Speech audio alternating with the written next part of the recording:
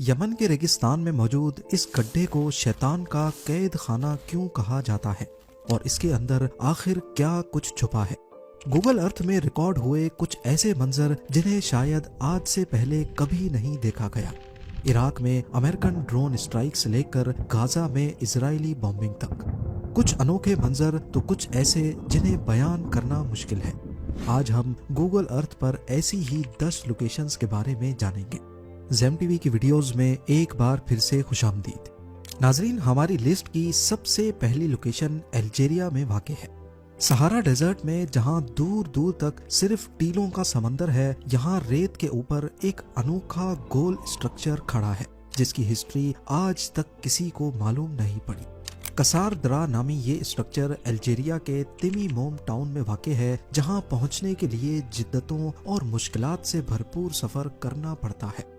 35 metre की गोलाई में फैला हुआ और 2 मीटर ऊंची दीवारों का ये स्ट्रक्चर कोई किला था या घर या फिर कोई मुसाफिर खाना, इसका अंदाजा लगाना काफी मुश्किल है।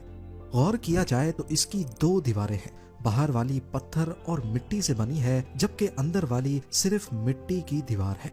इसके अंदर कमरों की दीवारें दिखाई देती हैं और फ्रेश एयर के लिए छोटी छोटी खिड़कियां भी, लेकिन ये खिड़कियां सिर्फ अंदर वाली दीवार में देखी जा सकती हैं। ऐसा ख्याल किया जा रहा है कि हजारों साल पहले शायद ये मुसाफिर खाना था, उन ट्रैवलर्स के लिए जो ऊंटों पर सहारा को क्रॉस करते थे। दूसरी लोकेशन के लिए हमें चलना होगा यमन के रेगिस्तान में, जहां जमीन में 30 मीटर चौड़ा एक ऐसा सुराख है जिसे लोकल्स शैतान का जेल या फिर नर्क का कुआं कहते हैं। वैसे इसे वेल ऑफ बरहूत का नाम दिया गया है। इसके पास से गुजरने पर गंदी बदबू के भपकारे आते हैं जो तबीयत खराब कर सकते हैं। आज तक किसी को ये नहीं मालूम था कि इसके अंदर क्या है, लेकिन हाल ही में कुछ केव एक्सप्लोरर्स ने इसके अंदर जाने का फैसला किया। 100 फीट नीचे उतरने के बाद यहाँ सांप मिले, मरे हुए जानवर थे और हजारों सालों से पानी गिरने की वजह से यहाँ केव पर्ल्स बन चुके थे। यहाँ रहने वाले लोग इस कुएं के पास से गुजरना पसंद नहीं करते और ना ही इसके बारे में बात करते हैं। अब रुख करते हैं इराक के शहर मोसूल का, जो अक्सर अमेरिकन ऑपरेशन के निशाने पर होता है। 2016 और 2017 में यहाँ आईएसएस के खिलाफ बैटल ऑफ मोसूल चल रही थी, जिसमें US military MQ-9 reaper drone के जरिए आईएसएस के ठिकानों पर हमले कर रही थी। ऐसा ही एक हमला हैरत अंगेज तौर पे गूगल अर्थ में भी रिकॉर्ड हुआ है। 19 जनवरी 2017 को ली जाने वाली पिक्चर में टिग्रिस रिवर के ऊपर MQ-9 रीपर देखा जा सकता है। ये ड्रोन किस मकाम पर हमला करेगा, इसका इशारा हमें सैटेलाइट की अगली फोटो में मिलता है, जो 5 दिनों के बाद 24 जनवरी 2017 को ली गई। ठीक इस लोकेशन पर 2 सुराख नजर आ रहे हैं जो इस ड्रोन गुजरने से पहले यहाँ मौजूद नहीं थे, और जिस वक्त ये ड्रोन यहाँ से गुजरता हुआ देखा गया, उस वक्त हमले की जगह पर एक बोट रिवर के किनारे पर देखी जा सकती है, जिसके पास कुछ लोग खड़े हैं और थोड़ा दूर एक गाड़ी भी खड़ी है। 19 जनवरी की फोटो में यहाँ सिर्फ एक सुराख नजर आ रहा है, पर यह सुराख भी ताजा मालूम होता है क्योंकि 14 दिन पहले 5 जनवरी की फोटो में यहाँ एक भी सुराख नहीं था। अभी आपको एक ऐसे आइलैंड पर लेकर चलते हैं जहां कुछ अनोखे स्पॉट्स सैटेलाइट इमेज में रिकॉर्ड हुए हैं। नॉर्थ ईस्ट अफ्रीका के एरिट्रिया नामी मुल्क में वाक़े रेड सी में कई 100 आइलैंड्स मौजूद हैं। इनमें से ही एक छोटा आइलैंड जिसकी साइज 500 मीटर बाय 300 मीटर्स है, इसमें कुछ अजीब स्पॉट्स वाज़े तौर पे देखे जा सकते हैं। अगर आसपास के दूसरे आइलैंड्स पे देखा जाए तो यहाँ किसी किस्म के कोई निशानात जाहिर नहीं है, तो आखिर सिर्फ इसी आइलैंड पर हजारों की तादाद में ये स्पॉट्स किस चीज के हैं। इस आइलैंड पर ना अभी कोई आबादी है, ना ही पास्ट में कभी रही है। काफी सारी इंटरनेट रिसर्च करने पर मालूम पड़ा कि रेड सी में टर्टल्स की 5 किस्में पाई जाती हैं, और जब टर्टल को अपने अंडे देने होते हैं तो वो जमीन पर आकर सुराख करते हैं और उसके अंदर अंडे देते हैं। क्योंकि ये आइलैंड किसी भी ह्यूमन एक्टिविटी से पाक है, तो शायद यही वजह है कि टर्टल्स यहाँ आकर अपने बिल खोदते हैं। सेंट्रल मोरक्को में मौजूद ये सोलर पावर स्टेशन इतना बड़ा है कि ये स्पेस से भी आसानी से नजर आता है। नूर सोलर पावर स्टेशन टोटल 4500 एकड़ पर बना हुआ है, जिसमें 2 प्लांट तो सोलर पैनल से इलेक्ट्रिसिटी बनाते हैं, जबकि एक कंसंट्रेटेड सोलर प्लांट है। इसमें एक काफी ऊंचा सेंट्रल टावर होता है जिसका शैडो भी दिख रहा है, और इसके इर्द गिर्द हजारों मिरर्स लगाए गए हैं। ये मिरर्स सूरज के साथ साथ अपनी पोजीशन एडजस्ट करके सनलाइट को टावर के ऊपर रिफ्लेक्ट करते हैं। इस टावर के टॉप पर मोल्टन सॉल्ट होता है जो गर्म होकर टरबाइन चलाता है और फिर इलेक्ट्रिसिटी जनरेट होती है। ये दुनिया का सबसे बड़ा कंसंट्रेटेड सोलर पावर प्लांट है जो सैटेलाइट इमेज में काफी अनोखा मंजर पेश करता है। 2001 में कैप्चर की गई इस सैटेलाइट फोटो में यहाँ सिर्फ खेत दिखाई दे रहे हैं। ये पाकिस्तान के शहर एबटाबाद की एक खास लोकेशन है। यहाँ का अगला सैटेलाइट इमेज 9 मई 2010 का है, जब यहाँ पर बहुत सारे घर बने देखे जा सकते हैं।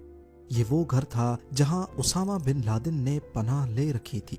2 मई 2011 को यहाँ एक ऑपरेशन में उसामा बिन लादेन को मारा गया और इसी दिन की सैटेलाइट फोटो कैप्चर जरूर की गई थी, पर ये काफी ब्लर है, जिसकी वजह से ज्यादा डिटेल्स नजर नहीं आ रही। इस ऑपरेशन के फौरन बाद इस घर को गिरा दिया गया। बिफोर एंड आफ्टर का फर्क वाज़े तौर पे देखा जा सकता है।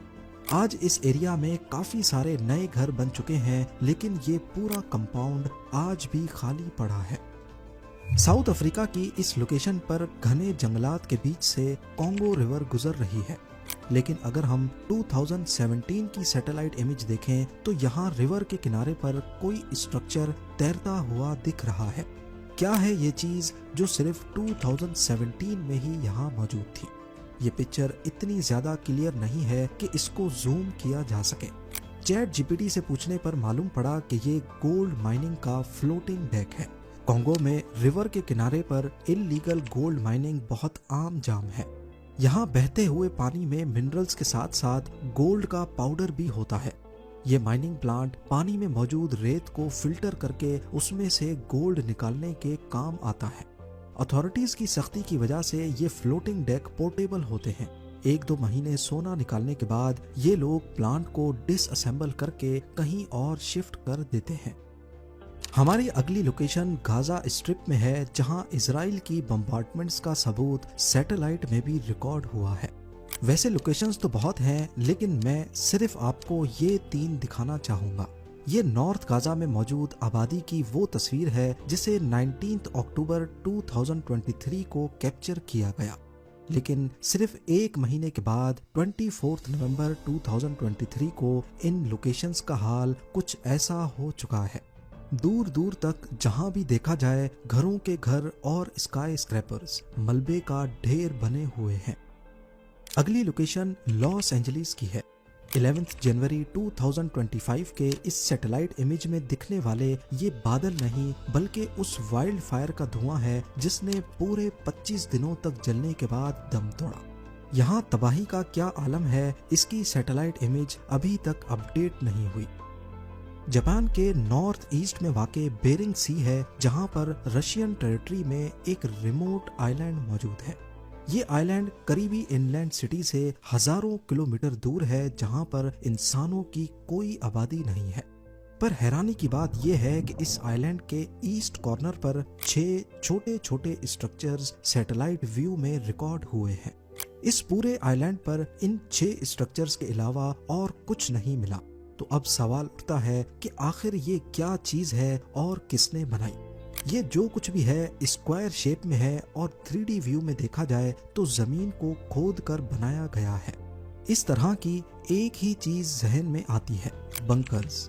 क्योंकि ये आइलैंड अभी रशियन टेरिटरी में आता है जो पहले सोवियत यूनियन होता था, और इन बंकर्स का रुख भी अमेरिकन स्टेट अलास्का की तरफ है।